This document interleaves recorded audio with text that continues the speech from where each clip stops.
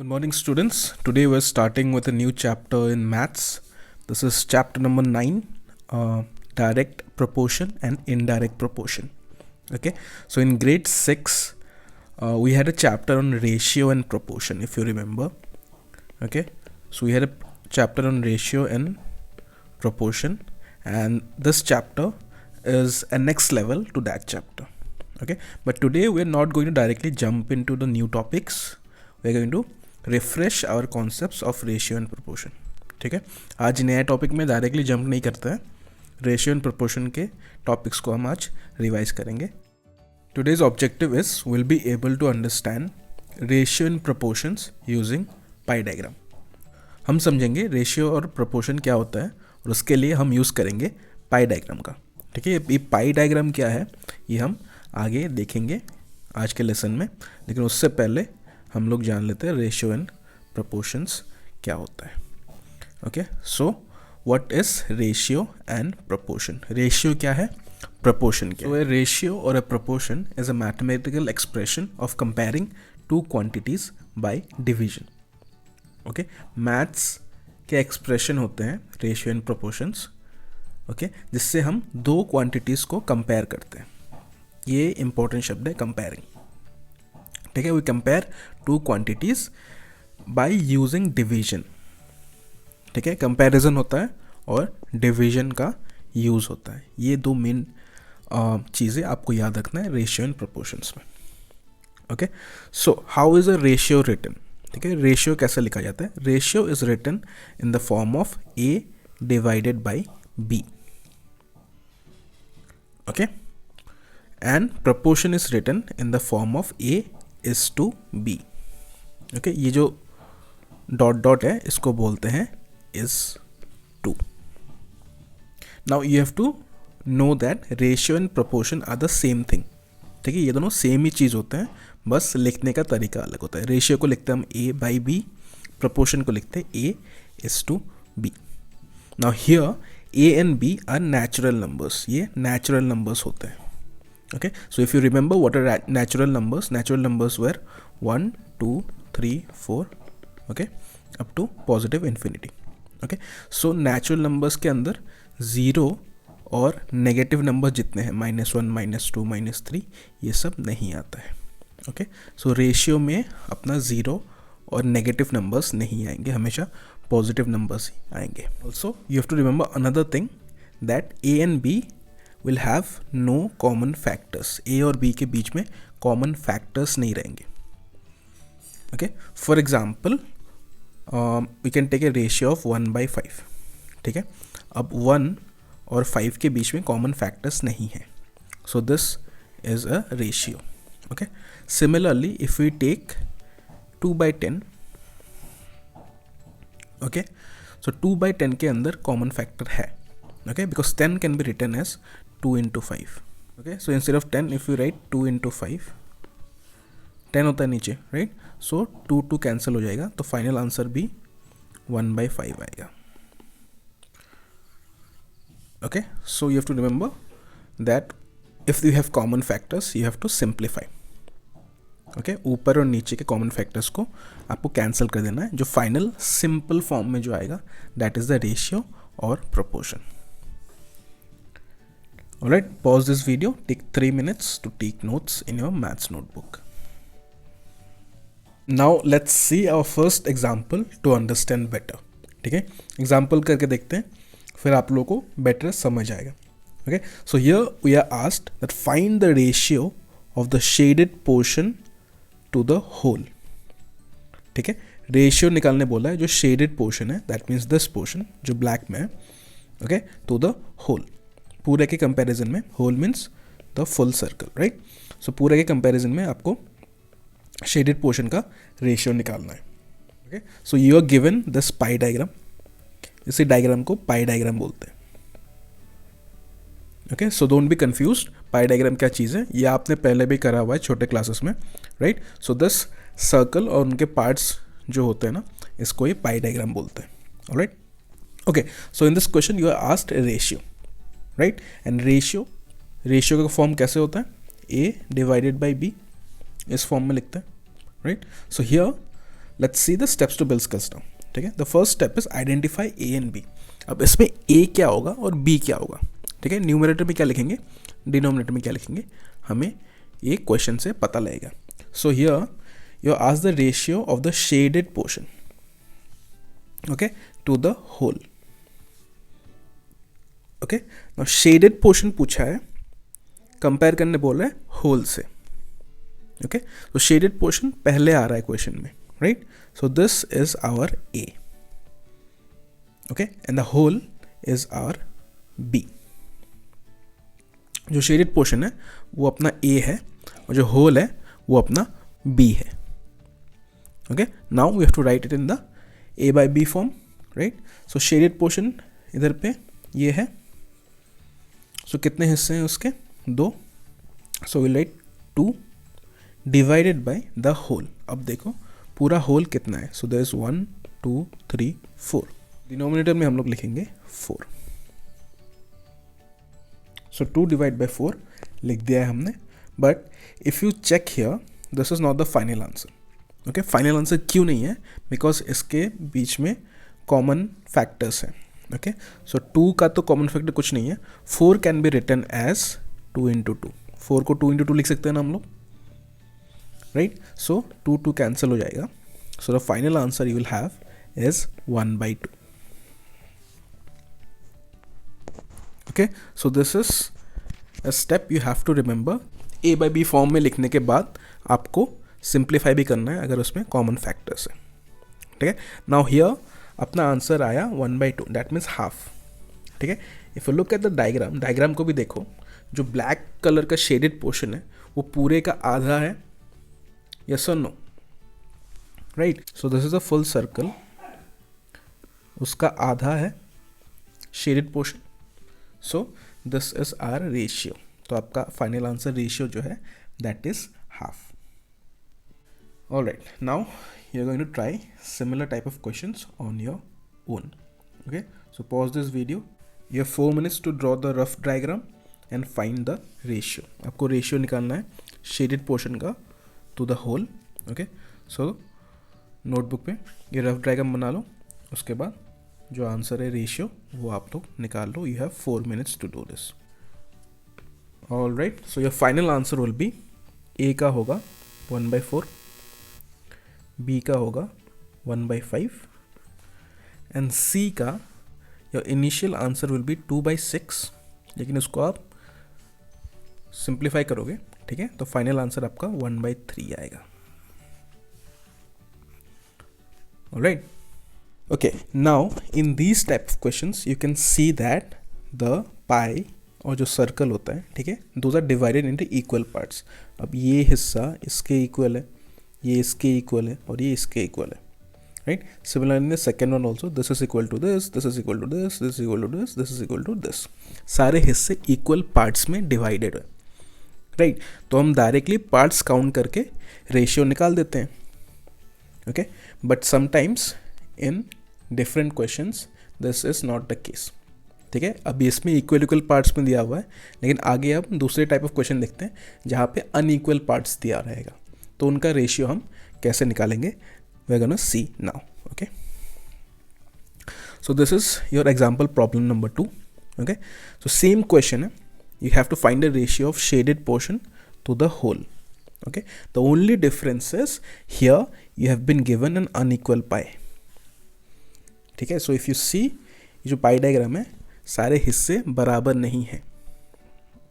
Okay, and you are also mention सारे हिस्से का क्या वैल्यू है. So this is equal to 10, this is equal to 10, this is equal to 5, this is equal to 6 and this part is equal to 9. Okay, in your previous question उधर पे दिया नहीं था वैल्यू और सारे हम इक्वल बराबर हम लोग मान के चल रहे थे. इधर पे दिया हुआ है कि बराबर नहीं है. ठीक है, इनका वैल्यूज़ भी दिया हुआ है. So how will you find the ratio here. Common mistake कर सकते हो इसमें कि अगर आपको पूछेगा shaded portion to the whole, आप डायरेक्टली कर सकते हो कि ये शेडेड पोर्शन तो एक है और टोटल पार्ट्स है 1 2 3 4 5, सो 1/5 लिख दूंगा मैं. ओके, लेकिन ये आंसर आपका गलत होगा. So in this question you have been given the values, तो इन वैल्यूज़ का आपको यूज़ करके सॉल्व करना है.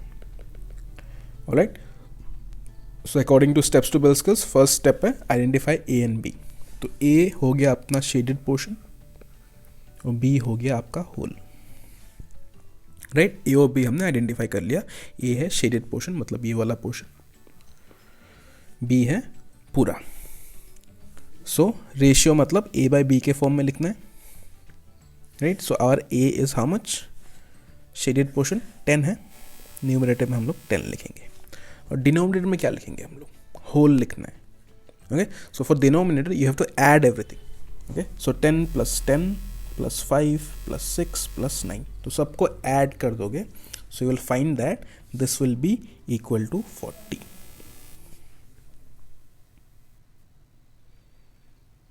ओके। 10 + 10 20 होता है, 20 + 5 25, 25 + 6 31, एंड 31 + 9 इज 40। सो 10/40 आपका रेशियो आया है। But here also there is common, तो 40 के जगह पे हम 4 × 10 लिख सकते हैं, 4 × 10, 10 10 कट जाएगा, ठीक है, ऊपर 1 रह जाएगा। So the final answer will be 1/4,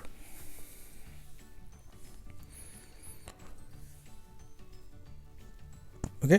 सो 10/40 आया था हमको, नीचे 40 को हमने 10 काट दिया ऊपर और नीचे से, सो 1/4 अपना फाइनल आंसर आ गया। I hope you are able to understand this type of problem. Now let's try on your own. Okay, so these are 2 questions.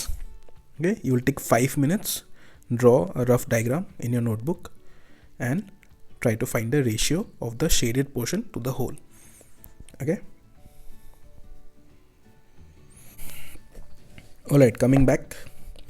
In part D, you will get the ratio as 4/20 initial ratio. ठीक है, आप इसको simplify करोगे तो final answer आपका जो आएगा 1/5 आएगा, okay. And E you will get initial ratio as 3/20, और 3 और 20 में कुछ कॉमन नहीं रहेगा, सो this will be your final answer. So this is how you get your answers. Okay, so till now we have only done questions on ratio. So let's see how would the same question look like if we are asked the proportion. ठीक है, same question लेते हैं लेकिन ratio की जगह पे हमें बस प्रोपोर्शन निकालना है, okay. So here also again it's the same question basically, right. So अगर रेशियो एक बार आपने निकाल लिया, प्रोपोर्शन उसी की तरह हम लोग लिख सकते हैं। सो इस क्वेश्चन में हमारा रेशियो कितना था, और रेशियो वॉज 10/40 आया था। सो उसको सिंप्लीफाई करेंगे, will get 1/4, right. So we get 1/4 as the ratio, so its proportion will be 1:4, ठीक है, सिंपल है। 1/4 है, सो इट्स 1:4, ठीक है। न्यूमरेटर पहले आएगा, डिनोमिनेटर बाद में आएगा, बीच में is2 का साइन लगेगा, alright. Okay, now let's see last type of problem in today's lesson. Okay, so in this type of problem this is also a scenario of unequal pie. तो ये जो पाई डायग्राम है unequal parts में बटा हुआ है, okay. So this is sort of a word problem, okay. So if you read the question, so below is a pie diagram cut into parts A, B, C, D and E, ठीक है। नीचे एक पाई diagram दिया हुआ है, A, B, C, D, E part में 5 parts में काटा हुआ है। A table containing the values of A, B, C, D, E is also given. तो इधर पे आप देख रहे हो टेबल दिया हुआ है। सो A value is 5, B value is 6, C's value is 9, D's value is 10, E's value is 10, okay.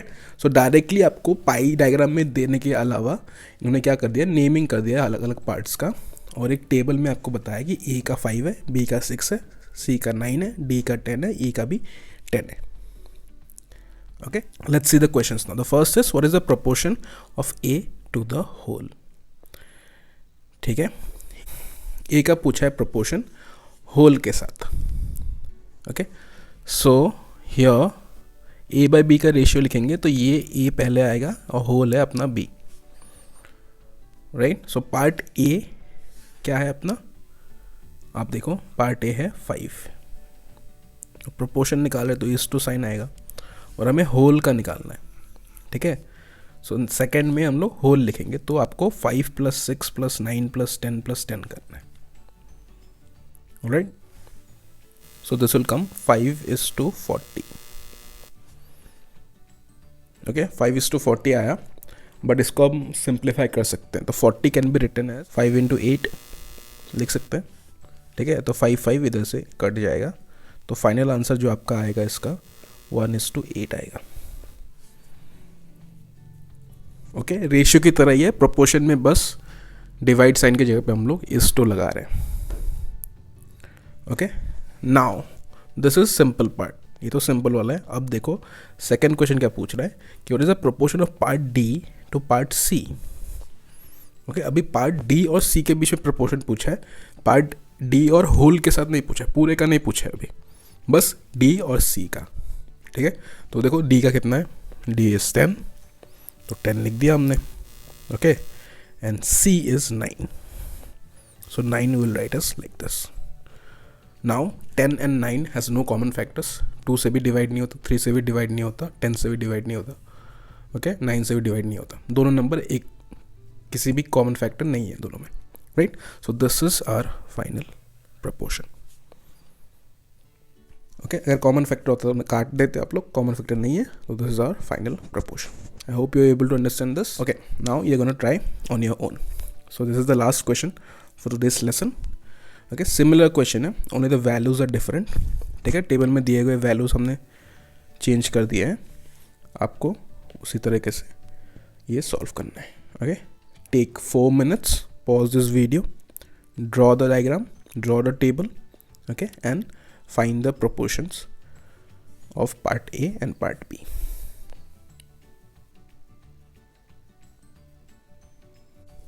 Okay, coming back, let's try to solve this one by one. पहले A का कर लेते हैं. Alright, so you have to find the proportion of D to the whole. Okay, so let's see from the table. D is 10, so we'll write 10. What is whole? मतलब पूरा कितना है, right? So 3 + 4 + 6 + 10 + 12.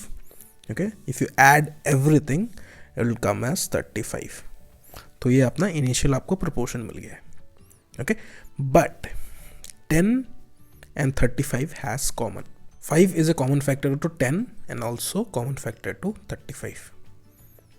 Okay, so 10 को हम लिख सकते हैं 5 × 2, 35 को लिख सकते हैं 5 × 7. तो 5 है, ये दोनों से कट गया. Okay, so the final answer you will be having as 2:7. Okay, alright, now let's come to part B. So this is what is the proportion of part A to part B. तो ये और ये का पूछा. ठीक है, पहले किसका पूछा, पार्ट ए का. पार्ट ए का कितना है, 3. प्रोपोर्शन लिखेंगे. बी का कितना है, 4. Okay, there is no common factor, so this will be a final answer. 3:4 B part का है, और फर्स्ट पार्ट का आपका आ गया 2:7. Okay, so this is how you solve this question. I hope you are able to understand this lesson. Now let's revise what we learned in today's class. So we learned today that what is ratio and proportion. हमने discuss करा. Okay, ratio proportion क्या है. We learn how to write ratio and proportion. Ratio and proportion कैसे लिखते हैं वो हमने देखा. रेशियो को लिखते हैं A/B के फॉर्म में, प्रोपोर्शन को लिखते हैं A:B के फॉर्म में. Right, and lastly we learn how to solve problems of pie diagram. Pie diagram के अलग अलग टाइप के जो प्रॉब्लम्स आते हैं वो हमने आज करना सीखा. Okay, thank you for listening and I'll see you next time.